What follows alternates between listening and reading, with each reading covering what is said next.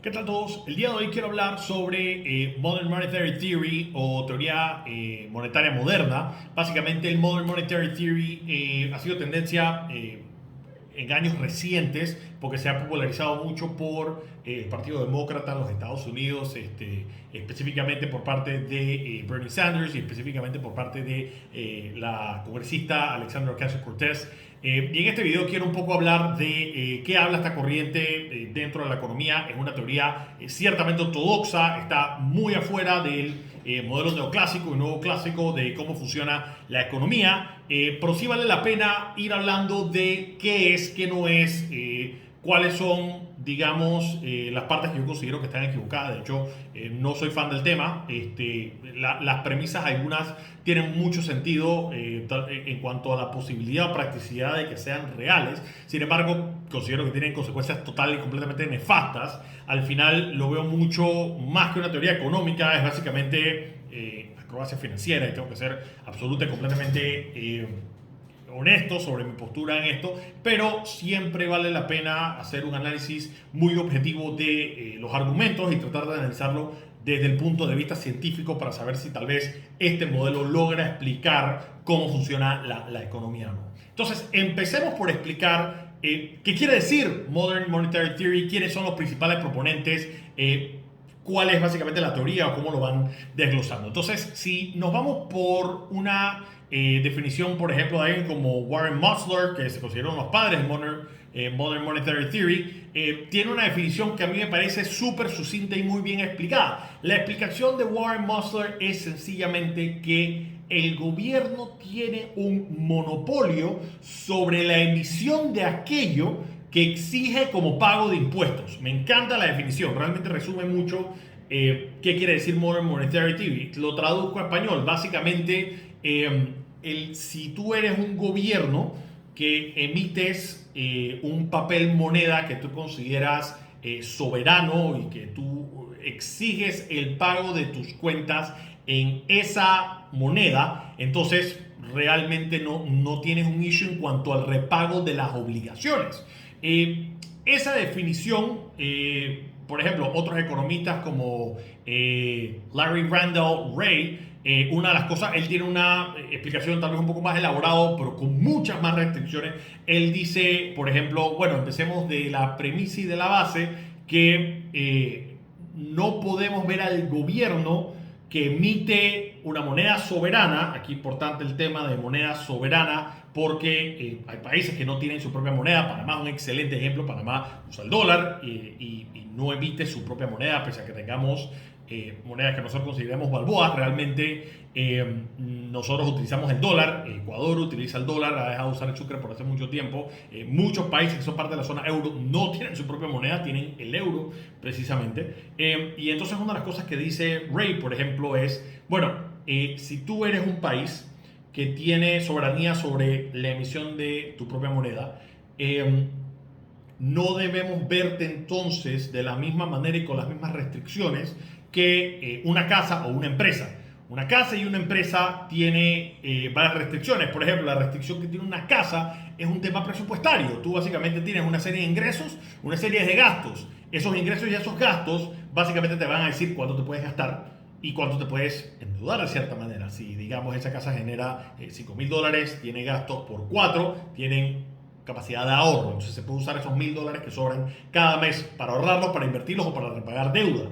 Esa casa tendría deuda si, por ejemplo, generan 5,000, se gastan 6 y están acumulando un déficit mensual de $1,000.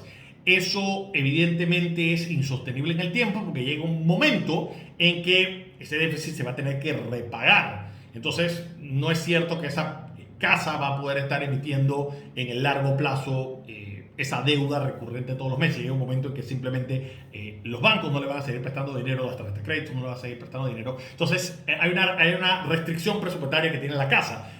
¿Cuál es la restricción presupuestaria que tiene una empresa? Evidentemente una empresa está hecha para generar utilidad y la empresa puede sostener una pérdida por cierto tiempo, pero en cuanto a su necesidad de flujo de caja, llega un momento que su capacidad de no generar flujo de caja positivo va a poner una presión ya sea en los acreedores de no seguir prestándole dinero o exigir el pago del dinero adeudado, y por parte de los accionistas que en algún momento van a decir ya no tengo más dinero para poner. Entonces, si tú eres un gobierno soberano, que es a donde apunta Ray y donde apuntan también Stephanie Kelton, por ejemplo, que lo haré de ella en un rato, nosotros sí tenemos la capacidad de que no se nos acabe el dinero para poder pagar las deudas. Entonces, Ray hace una serie de caveats que son tal vez bien importantes para cómo él explica esto, y ya hablaré por qué no me gusta la teoría y precisamente por qué estos caveats él considera que son importantes. Tú tienes que, si tú eres un gobierno soberano que tienes control sobre tu moneda y exiges el pago de tus deudas en esa moneda y solamente emites deuda en esa moneda, tú tienes la capacidad de poder crear el dinero necesario para pagar esas deudas. Ejemplo sencillo: yo soy Estados Unidos, yo necesito financiar algo y la manera en la que yo lo puedo financiar es simplemente creando en mi balance, creando en la cuenta nuevo dinero. O sea, el dinero no tiene que entrar, que de hecho eso lo voy a hablar en un segundo. O sea, yo puedo gastar antes de que me entre el dinero. Yo no estoy esperando y no tengo mi restricción en cuanto a flujo de caja de esperar que entre mi impuesto o mi ingreso tributario para poder gastármelo. Yo literalmente puedo crear dinero. Hasta ahí yo estoy de acuerdo que eso es cierto. O sea, el gobierno de los Estados Unidos, el gobierno de Gran Bretaña, el gobierno de Japón, el gobierno de cualquier país que tiene deudas, que tiene moneda soberana, puede inventar el dinero, literalmente imprimiéndolo, haciendo quantitative easing, todas las otras cosas que de hecho ya he hablado en videos anteriores. Eso es técnicamente cierto. Entonces, si simplemente hay que pagar una cuenta, simplemente se puede imprimir dinero, se puede crear el dinero en las cuentas y hacer el pago. Stephanie Kelton, que está muy de acuerdo con esta línea, una de las cosas que ella dice es nuestra restricción no debería ser el déficit. Tiene un libro muy popular que se llama El mito del déficit, el Deficit Myth, y una de las cosas que ella habla es que precisamente el debate que hay que estar teniendo, y aquí está, lamentablemente hay que hablarlo, es el sesgo político muy sesgado que está teniendo, digamos, las personas que son parte de esta escuela ortodoxa, tradicionalmente en la izquierda, tradicionalmente post-keynesianos, aunque no necesariamente sean de la tradición de Keynes. Realmente Modern Monetary Theory es una adaptación a las ideas de principalmente Hyman Minsky, que es un economista ortodoxo que a mí en particular me parece muy interesante los insights que él puede aportar. De hecho, probablemente haga un video de lo que él llama la teoría de inestabilidad financiera, que me gusta mucho. Y otro economista de los que eran muy a favor de lo que llaman un market socialism o un socialismo de mercado, conocido como Ava Lerner.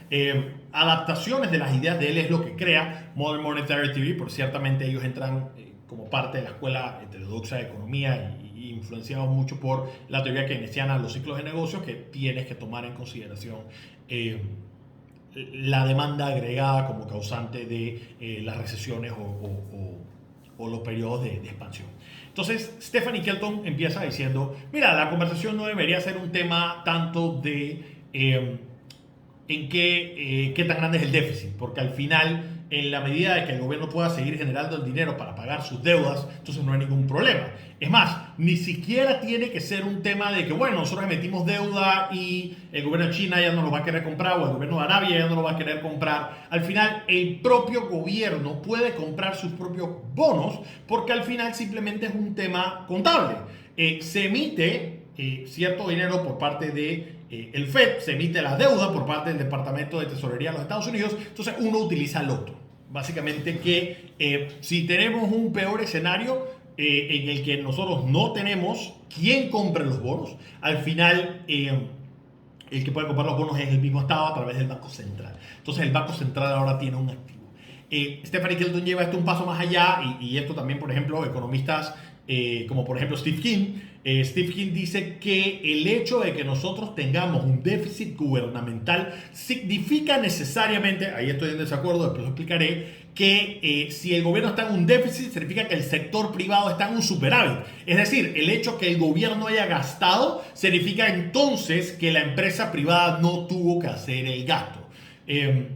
Básicamente lo que está diciendo ahí, y Stephen Kelton hace mucho hincapié en este tema, es el hecho de que el gobierno esté emitiendo deuda debería ser positivo porque es con esa deuda que ahora nosotros tenemos un activo y es a través de esa deuda, no que estamos empeñando el futuro, que es lo que dicen muchos los republicanos, sino básicamente estamos creando un activo hoy en día y que los niños del futuro no es que van a tener un problema, sino más bien van a tener un activo que se generó con el déficit que se creó hoy en día.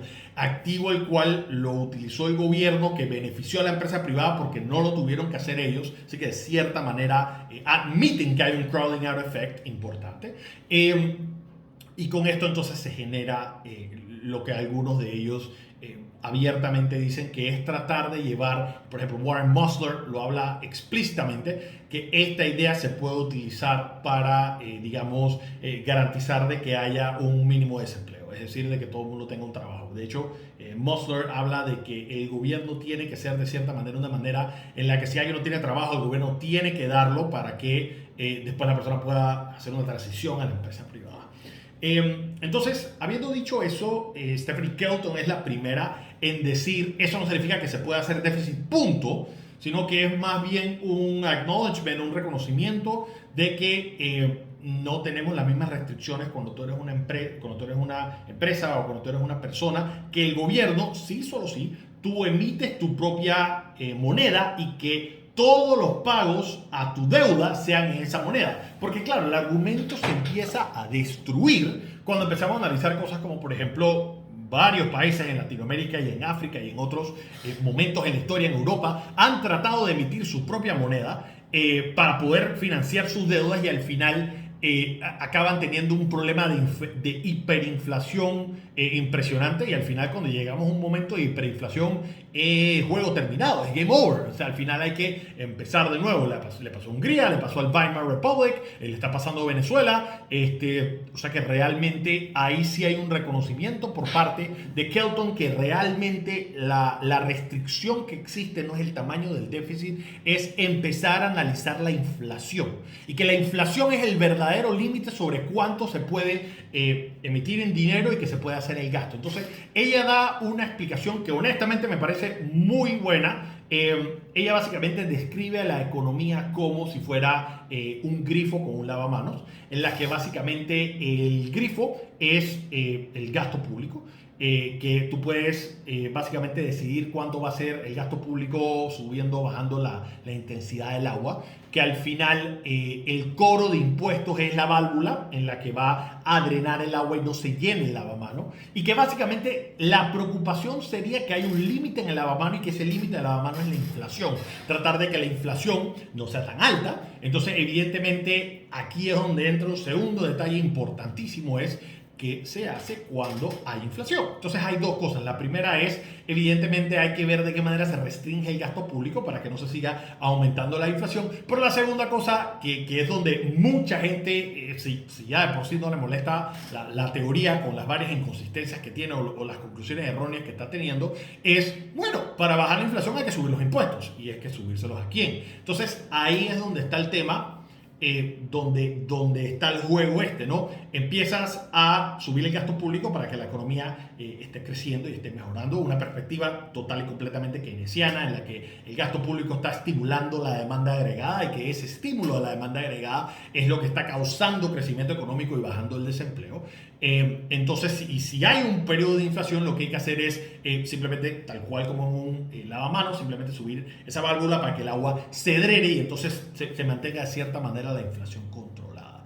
Ellos dan, por ejemplo, dan el caso de Japón, que Japón tiene un endeudamiento por arriba del 200%, como por 240%, y tienen, digamos, un bajo nivel de desempleo. Y ellos dicen, Japón emite su moneda y emite su deuda, ellos se compran su propia deuda y ellos no han tenido un tema de default, ellos no han tenido un tema donde Japón no le sigue comprando y Japón tiene un bajo nivel de desempleo. O sea que realmente no es tanto un tema del déficit. Ahora, una cosa que es muy interesante hablar, y de hecho no me voy a enfocar mucho hablando de la economía de Japón, eso merece su propio video. Jesús Huerta de Soto, de hecho, tiene un video maravilloso que se llama La japonización de la zona euro, en donde una de las cosas que él habla es, hey, pero una de las cosas que hay que entender de Japón de cierta manera es que, uno, hay un tema cultural en donde el desempleo en cierta medida está totalmente sesgado y que ese desempleo bajo está camuflajeado y se puede ver con los números de productividad. Si tú comparas, pese a que la calidad de los productos japoneses es mejor que en muchos otros países,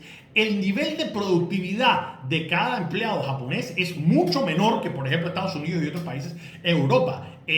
Productividad medida como output de la economía sobre el número de trabajadores. Entonces, ahí estás teniendo uno de los primeros sesgos. Culturalmente en Japón es, digamos, no se ve bien que estés contratando y despidiendo gente después. Ahí hay una relación mucho más estrecha, como que la empresa te adopta básicamente. Esos son temas culturales que van más allá de los temas económicos, pero explica un poco el tema de por qué no hay tanto desempleo. Eso uno. Segundo, Japón por muchas décadas ha estado teniendo un crecimiento mínimo. Ellos de hecho ruegan tener inflación. Entonces ahí tienes una situación un poco extraña, que es, tienes un muy bajo nivel de inflación, y tienes un bajo nivel de crecimiento, cosa que va en contra de lo que decía la curva de Phillips. Que por supuesto la curva de Phillips está mal. La curva de Phillips, que lo he hablado en otros videos muy someramente, en la teoría keynesiana hay una relación de corto plazo entre la inflación y el desempleo. Básicamente cada gobierno hace un trade-off en el que decide, bueno, yo voy a tener alta inflación pero tengo bajo desempleo, y yo tengo un nivel en el que tengo muy baja inflación, pero tengo entonces alto desempleo. A eso se le conoce como la curva de Phillips.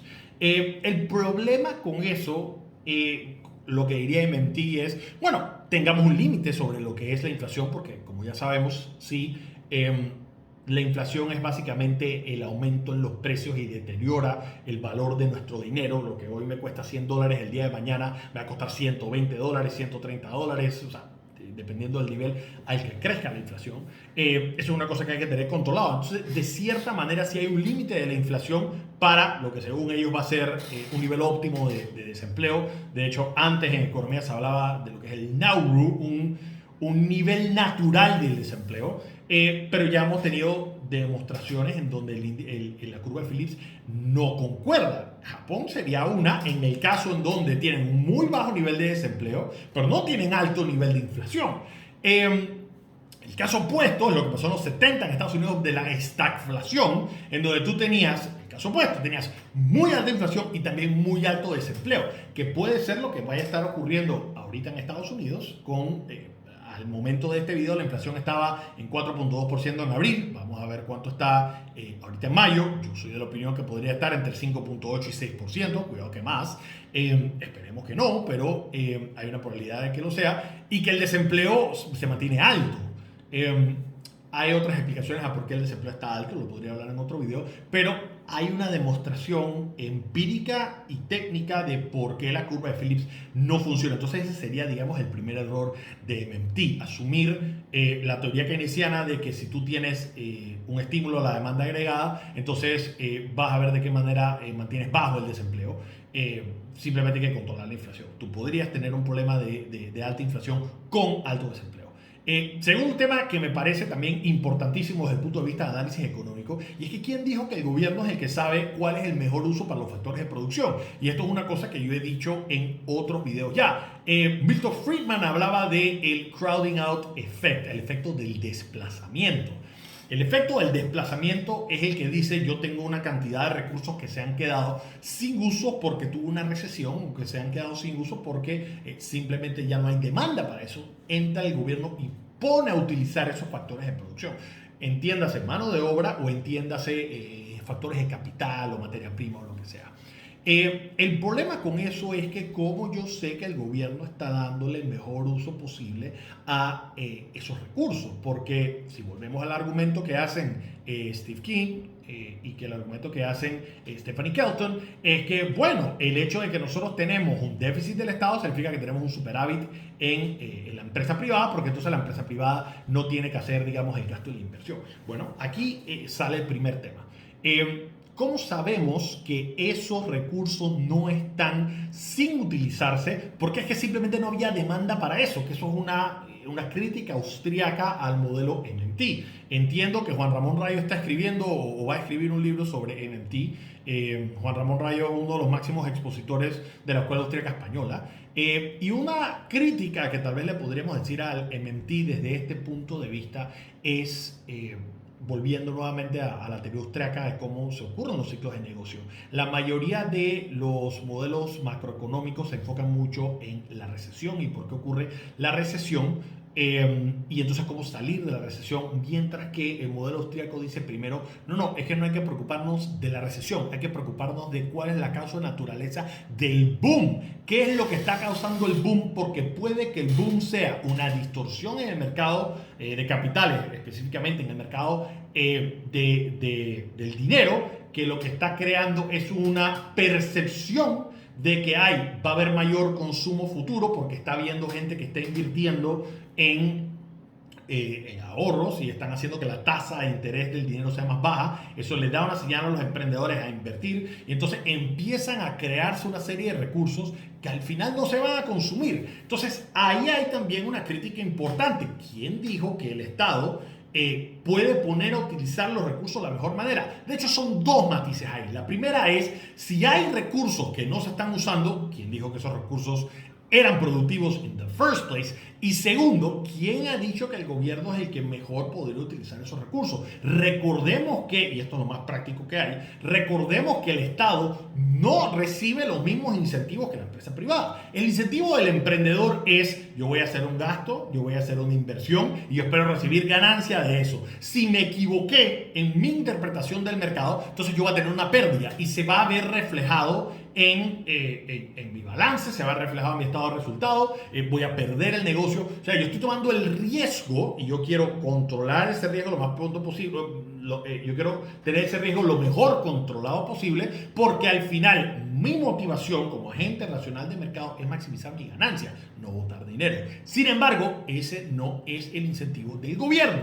El incentivo del gobierno puede ser otro, puede ser que se mantenga un alto nivel de empleo, puede ser que las empresas del país no quiebren. Entonces, tenemos de cierta manera que esta teoría post-keynesiana o esta teoría de MMT está básicamente contribuyendo a que se mantenga lo que tal vez pudo haber sido una burbuja por un lado y segundo, dándole usos a factores de producción que son ineficientes, porque si fracasa el uso de eso, simplemente se le agrega el déficit.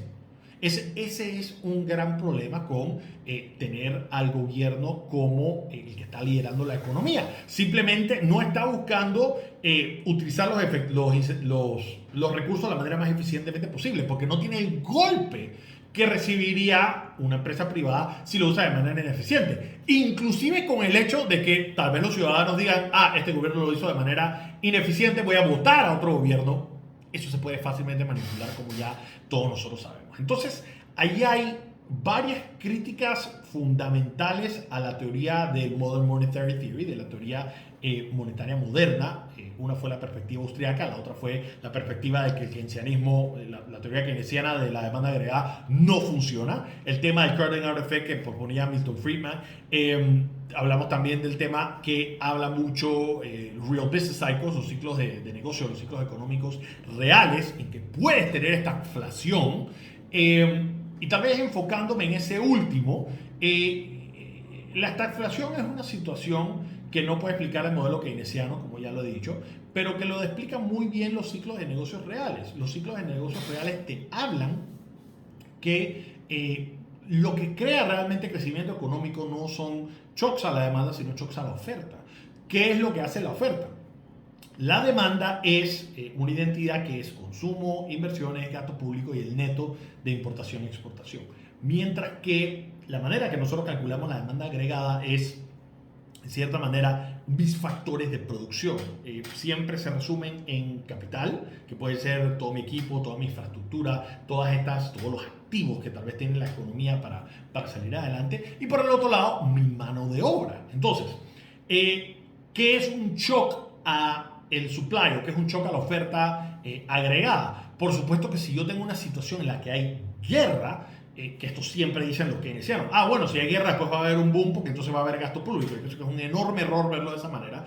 Si tú estás en una guerra y tú pierdes, o inclusive si la guerra se está peleando en tu patio, eso es pésimo porque estás perdiendo un pocotón de factores de producción. Uno, lamentablemente fallece un pocotón de personas, o sea que tu capacidad productiva disminuye, pero también pierdes capital, porque si se bombardean edificios, se bombardean hospitales, se bombardean escuelas, entonces se bombardean carreteras, se bombardean sistemas de irrigación, todas esas cosas van a afectar a la oferta agregada. La capacidad que tiene la economía de producir cosas se ve afectada. Mientras que si, por ejemplo, tú tienes migración de personas, ese ha sido, por ejemplo, hay un economista de Harvard, creo que apellido Hausman, no me acuerdo si era Hausman el que lo había propuesto, pero dice, Panamá no creció por el gasto público, Panamá creció debido en gran parte a la política migratoria y a la política que estaba teniendo de incentivos para que las empresas vinieran. Entonces él estaba hablando netamente de Real Business Cycle Perspective, una perspectiva de ciclos de negocios reales, en la que él decía, no, es que los factores de producción de Panamá se volvieron más productivos y se volvieron más eficientes. Y fue un shock a la demanda agregada que fue lo que hizo que esto se levantara o que esto creciera a la velocidad a la que creció, no tanto el gasto público. Adicional a eso, también podrías tener shocks tecnológicos en las que un emprendedor descubre una manera más eficiente de hacer las cosas y entonces eso aumenta la productividad porque estoy ahora utilizando menos personas o menos factores de producción para hacer el mismo nivel de output. Puedo también tener un choque a la economía negativo, que es lo que ha pasado con la pandemia, en el que tú simplemente se cancela la cadena de suministro de cierta manera y muchas cosas se atrasan porque la economía está tan interconectada y entonces esa explicación es mucho mejor a la teoría keynesiana y post-keynesiana de cómo ocurren los ciclos económicos. Entonces, ¿y por qué digo mejor, aunque no sea perfecta? Una de las críticas que yo le tengo a Real Business Cycles es que considera que el efecto del dinero es exógeno y que eso simplemente tiene en el corto plazo un input, pero en el largo plazo no, y que se basa mucho más en expectativas racionales de las personas cuando ya sabemos que evidentemente a nivel microeconómico las personas a veces no se comportan de manera racional y que las personas toman decisiones en factores reales, cosa que no es cierto porque las personas toman decisiones en factores nominales. Ellos ven los precios y asumen que el precio es una señal de que las cosas están pasando. Si yo estoy viendo que el precio ahora es 100, pienso que es un aumento en la demanda cuando bien podría ser inflación. Estamos teniendo shocks tanto a la demanda como a la oferta en muchos factores de producción. Por ejemplo, yo hice un post en mi página de Instagram sobre cuánto ha aumentado el precio del maíz en el último año, ha aumentado casi al doble en el último año. Eso afecta ciertamente a la alimentación, se va a volver más caro. El pollo ha aumentado drásticamente, va a afectar también a otros insumos porque por lo menos en Estados Unidos el maíz se utiliza para muchas cosas en alimentos, entonces ahí vas a tener inflación agregada. Entonces MMT va a tener que de cierta manera admitir que tú puedes tener otra situación de alta inflación y alto desempleo. Me temo que probablemente también digan que hay que subir los impuestos, por eso va a ser un shock real a la demanda agregada y vas a tener ya sea fuga de capital o vas a tener empresas, dependiendo cómo sea el tipo de impuesto, reduciendo las horas laborables, aumentando más el desempleo, o simplemente cambiando residencia, que hay muchas maneras legales y tributarias de hacerlo. Ese es básicamente mi resumen. En MMT siempre les sugiero a mis estudiantes que lean antes de simplemente criticar una teoría o simplemente decir que una teoría no tiene sentido.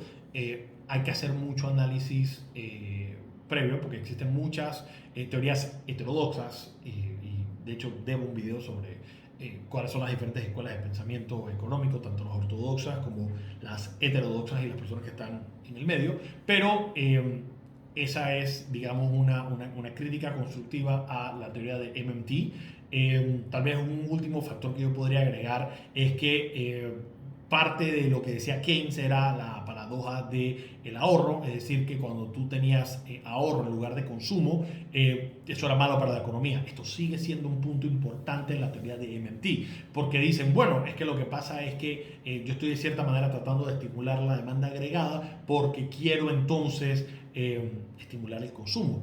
Porque si tuviese gente ahorrando, gente no gastando, eso es malo para la economía. Cuando en realidad lo que crea mejor a largo plazo un crecimiento sostenible es teniendo precisamente que la gente ahorre.